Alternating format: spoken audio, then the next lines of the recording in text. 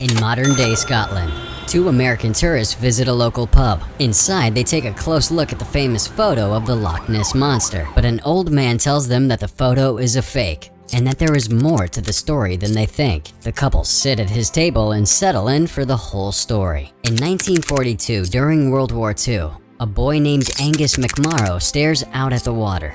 He fantasizes about wading through it, but the fantasies turn into nightmares as the boy imagines drowning. Back in the real world, Angus stays away from the water, collecting shells from the shoreline. He thinks about his father, a sailor in the Royal Navy, who told him that the pool was a strange, enchanted place. Under the water, Angus finds a large, strange-looking egg in the sand and decides to take it home. Angus is found by his mother, Anne, who orders him to come home. Angus and Anne return to their manor house on Loch Ness. Angus rushes off to hide the mysterious egg in his dad's garden shed as his sister, Kirsty, arrives, asking if Angus had fun on the shore. Anne reminds her daughter that Angus doesn't tend to have fun these days. In the shed, Angus takes a moment to cross off another day without his father. Removing the rock from the bucket, he starts to wash it, removing its dirt coating to reveal a luminous blue coloring beneath. As he rushes off for dinner, the egg begins to move on its own. That night, Angus is disturbed by a sound outside. When he glances through the window, he discovers that the shed door had mysteriously opened. Angus goes down to check out the problem and immediately sees that the egg has hatched. In the dark, a mysterious creature rushes around, hiding from him. Soon, the mysterious thing reveals itself to be a strange, alien-like creature. Angus grabs a potato and starts feeding him, slowly earning the animal's trust. Noticing that the creature has a cut, Angus attempts to bandage him up, promising to take care of the animal, but keeping it a secret from everyone else. The next morning, Angus wakes to see a parade of military vehicles arriving. Believing that his father has returned, Angus, his mother, and sister eagerly rush out to see it up close. But Captain Thomas Hamilton reveals that the Royal Air Force has been tasked with taking over the manor house for a military operation. Angus realizes that these trained killers pose a threat to his new friend. As the soldiers set up camp in the house, Captain Hamilton explains that the soldiers are preparing for the threat of German invasion. Angus returns to the shed to find that the creature has ripped the place apart in search of food. Hoping to protect his father's belongings a little longer, Angus goes to get some food for the pet, but the army cook, Sergeant Strunk, refuses to let him get any. Thinking on his feet, Angus grabs the garbage can and drags it to the shed. The creature dives right into the trash can, eating just about everything inside. Angus decides to name the creature Crusoe, after the book Robinson Crusoe. As Crusoe enjoys his feast, Angus begins researching what kind of animal is living in his shed, but none of the possibilities make sense. Angus recalls how his father told him all about a mythical monster that lives in the loch, and how he always wanted to see it. Angus realizes that the creature, which appears to be some kind of fish, is all dried up. He pours a bucket of water into a trash can, hoping to help the little guy survive. A pair of fishermen on the loch catch some fish for lunch. They notice the military setting up the artillery battery on the hill. On the hill, Captain Hamilton explains that the officers have been tasked with defending against the threat of German U-boats that have been found roaming in nearby waters. While wandering the grounds, Angus finds one of the troops, Sergeant Walker, holding a dead deer. Once again realizing the threat these guys pose his new friend Crusoe, he runs. Anne enters the shed to find the place in total disarray and mess. She takes a moment to remember her husband, but is interrupted by the arrival of Louis Mowbray, the handyman Anne hired days earlier. She tasks him with cleaning up the mess of the sheds and emptying the place. Anne reveals that she suspects Angus is keeping a pet in the shed, something he's clearly not allowed to do, and asks Louis to handle the situation. Angus steps out of the house to see Louis emptying the garbage can, but to his surprise, Crusoe isn't inside. Angus fights Louis, hoping to protect his father's workshop while he's off fighting in the war, but Louis insists that the workshop is his to do whatever he wants. That night, Angus wanders the grounds calling out for Crusoe, something Louis notices. Inside the manor, a rapidly growing Crusoe explores the family home and accidentally crosses paths with the military dog, Churchill, who chases him. Crusoe narrowly manages to escape, but the housekeeping staff blame the military and their dog for the damage. Angus is about to give up the search when Kirsty lets out a terrified scream.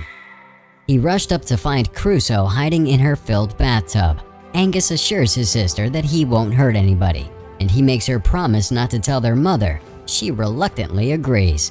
Anne asks Lewis to check out the guest bathroom and brings fresh clothes that once belonged to her husband. He politely declines, asking if he will need them when he comes home, but Anne reveals that her husband isn't coming home.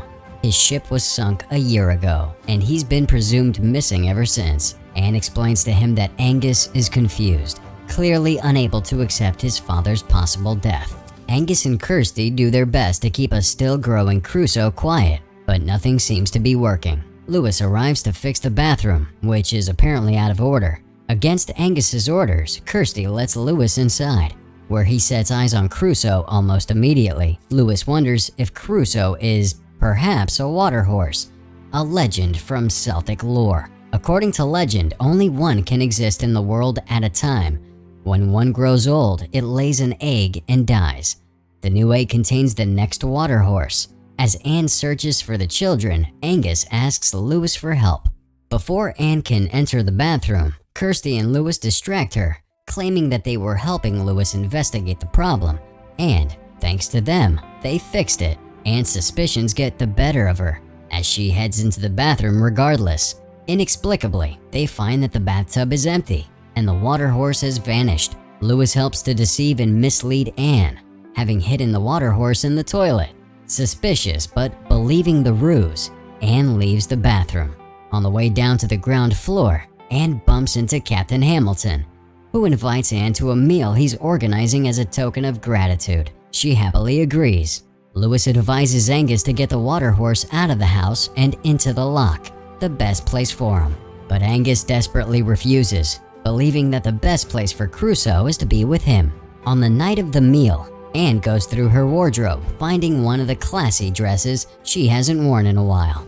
In the bathroom, Angus feeds the water horse tinned fish. Kirsty interrupts, telling him to come and see what's happening downstairs. But on the way out, Angus's makeshift sign prevents the door from closing. The water horse, scrambling to get the fish, falls out of the bathtub. In the kitchen, the military and the house staff dance together, but Churchill the dog can smell something strange and darts off to the source of it. When Angus and Kirsty walks in on them just moments, Angus realizes that the dog is missing. Upstairs, the water horse wanders the hallways only to come face to face with Churchill. No longer on a leash, Churchill chases the water horse over the house, leading to much destruction throughout. Reaching the hunting room, Crusoe is horrified to find himself surrounded by stuffed, mounted, and dead animals everywhere. Angus and Kirsty follow the sound of smashing and crashing. During the military meal, Captain Hamilton and Anne hear the loud crashing noises throughout the house. Eventually, the chase breaks into the rigged banquet hall, with Churchill recklessly running across the table, leaving a massive mess behind. Crusoe manages to escape without being seen.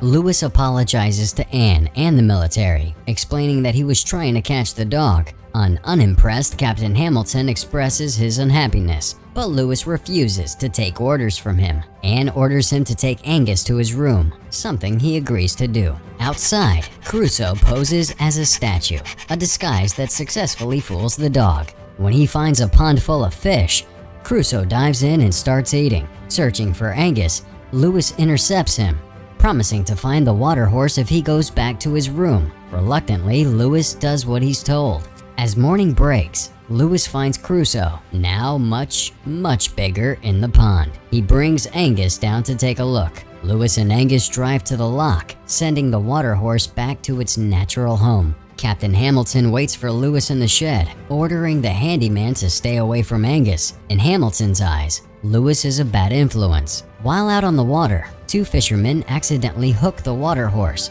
and find their tiny fishing boat being dragged along behind. Reluctantly, the fishermen cut the line to save their boat. Taking Angus under his wing, Captain Hamilton pledges to turn him into a disciplined soldier. After days of training, Angus breaks free and escapes from his oppressive military life. He returns to the lake to find a now fully grown Crusoe, who's happy to see him. Crusoe gets Angus to ride on his back despite the boy's fear of the water. After a little swimming, the water horse begins to dive against Angus's wishes. But over time, Angus comes to enjoy himself, overcoming his fear of the water in the process. When they return to the surface, Angus notices a strange metal net being set up, clearly a trap for submarines attempting to enter the lake. While out for a walk, Churchill the dog breaks free of his military master and goes in search of the water horse. Angus convinces Crusoe to hide right as Strunk arrives, but it's too late. Sergeant Strunk sees the creature as it descends below the surface. Angus tells Lewis and Kirsty about Crusoe and thanks Lewis for making Angus laugh. Captain Hamilton, watching their conversation, is dismayed to hear that Lewis is clean, a good man with an unblemished war record. He's a hero. In the pub, the fishermen eagerly tell the others about the mysterious sea beast they saw. The locals suggest that this news could bring tourists flocking to the area. The next day, the fishermen arrive at the loch with a camera, preparing to get a photo of the creature in hopes of getting rich. Meanwhile, Captain Hamilton takes Anne and the children to see what they're doing at the loch. Hamilton reveals that the military is about to practice firing cannons into the loch. Angus tells his mother about the creature in the loch, but she doesn't believe him. Kirsty backs him up, but it's no good. The cannons are fired into the loch, many of them almost hitting Crusoe. Angus tries to interrupt the firing, angering Hamilton. After telling Anne that her son needs discipline, the family are sent home. Realizing that the creature will never resurface after the bombardment, the fishermen decide to stage a fake photo of the Loch Ness Monster, the famous surgeon's photo. For a month, Angus is sent to his room at 6 every night and not allowed to leave. Seeing the fake photo in the newspaper, Sergeant Strunk reveals that it's exactly what he saw in the loch. Sergeant Walker eagerly vows to go hunting for the creature. Kirsty quietly breaks Angus out of his bedroom prison with Lewis's help. They head to the lake, where Angus calls out for Crusoe. The water horse rises, angrily roaring and biting at Angus. Regardless, Angus tries to reconnect with his friend. Still haunted by the bombardment and near-death experience, Crusoe almost bites off the boy's hand before disappearing into the water. Having smelled the water horse, Churchill leads the military to the lake. The soldiers take to the water, armed with harpoons. Crusoe kills the dog and surprises the soldiers. One of them calls in an SOS.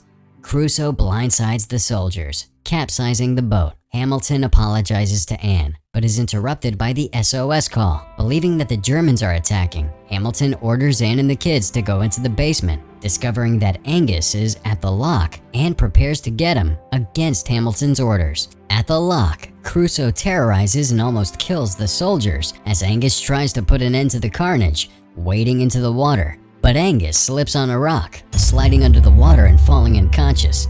Crusoe dives under, grabbing him and saving his life. On the shore, Lewis tries to wake him up. Hamilton drives Anne to the loch, ordering his men to fire at will if they see anything moving in the loch. While he's unconscious, Angus recalls his final interaction with his father, in which he was asked to be strong and sure. Angus gasps to life, happy to see his old friend again, and much less aggressive. The water horse disappears into the water as Anne and Hamilton arrive. Angus and the soldiers attempt to explain everything that happened, but it's clear nobody believes them. Anne accuses Lewis of putting nonsense into the heads of her children, insisting there are no monsters or magic, just war and death. Anne turns to see the giant creature, proving her very wrong. Angus insists that the water horse is peaceful, but the moment is broken by another cannon being fired. Angus tries to save Crusoe, jumping on the water horse's back and hoping they don't shoot at him. His terrified mother is forced to watch as the cannons fall. Hamilton, Anne, and Lewis race to the underwater net as the soldiers continue their violent onslaught. Angus does his best to guide Crusoe to the net through the barrage of cannon fire, but the stormy weather makes the soldiers mistake Crusoe's neck for a submarine periscope. Angus realizes they have to go underwater, and the pair just about make it to the net. Still believing that it's a German U-boat, the soldiers begin raising the nets to capture the target. Angus and Crusoe come to a stop at the nets. Hamilton, Anne, and Lewis arrive, encouraging Angus to let his friend go. Reluctantly, Angus lets go of the best friend he ever had and returns to his family. Crusoe dives beneath the water and triumphantly jumps to the net, bringing the military equipment down in the process. Crusoe disappears into the distance. The next day, Anne and Crusoe watch the sun rise over the loch. Angus finally comes to terms with the fact that his father isn't coming home, and the group reunite to see the WATERHORSE swimming off to freedom. The WATERHORSE lets out a final roar and dives under the water for the final time. Back in the modern day, the old man explains that some have claimed to see the WATERHORSE in the passing years, but Angus never sees it again. And he knows, because he is Angus. The tourists leave the pub, satisfied with the story. Outside, a young, concerned mother searches for her son, William, who wanders along the beach. He spots a large, unusual-looking rock that looks exactly like the egg Angus found, suggesting that Crusoe has died and left behind a descendant who will become the next WATERHORSE.